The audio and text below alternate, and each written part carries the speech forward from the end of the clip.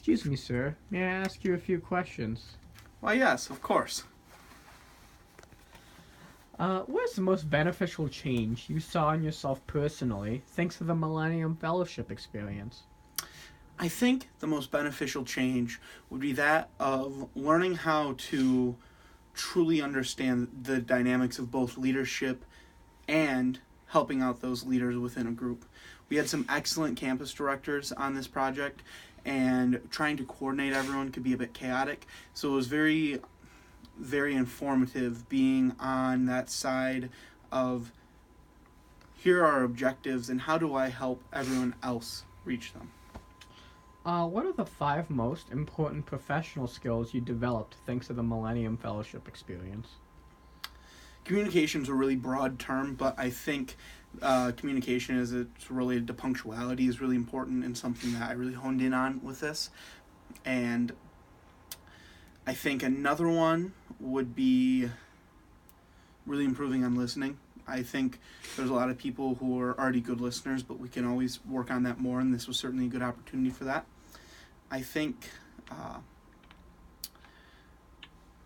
understanding the values of the community a lot better. Can be really easy to just work towards one objective and forget what the real goal is, but when you have those values in mind, it's very helpful. I think another one would be the ability to, improvisation is incredibly helpful, where problems will come up on the fly and you have to be flexible. Maybe that's a better word for it. And finally, I think I've gotten better at emails. Describe one challenge in your student group or community project, how you applied something you learned from the fellowship to the challenging situation, and how you will approach future challenges in the future as well. Yeah. So there's been this process of getting an aquaponics unit actually set up and actually having the water running and actually getting fish in it. I think the greatest takeaway from that is just how challenging it is to really work through all the procedural elements at an institution like ours and do so in a way of maintaining a firm stance of this is what we need from a project while also being very respectful of the process at hand. That's something that I'll definitely carry with me in any project I work on in the future. What were your career goals before the Millennium Fellowship experience, and what are your career goals now? Did anything change, and if so, how? I've become really committed to the idea of attending a graduate program someday focused on urban planning.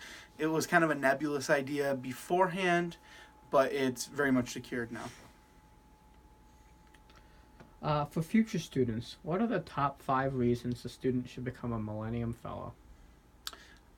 The first would be those professional skills talked about earlier in this video and other professional skills like them.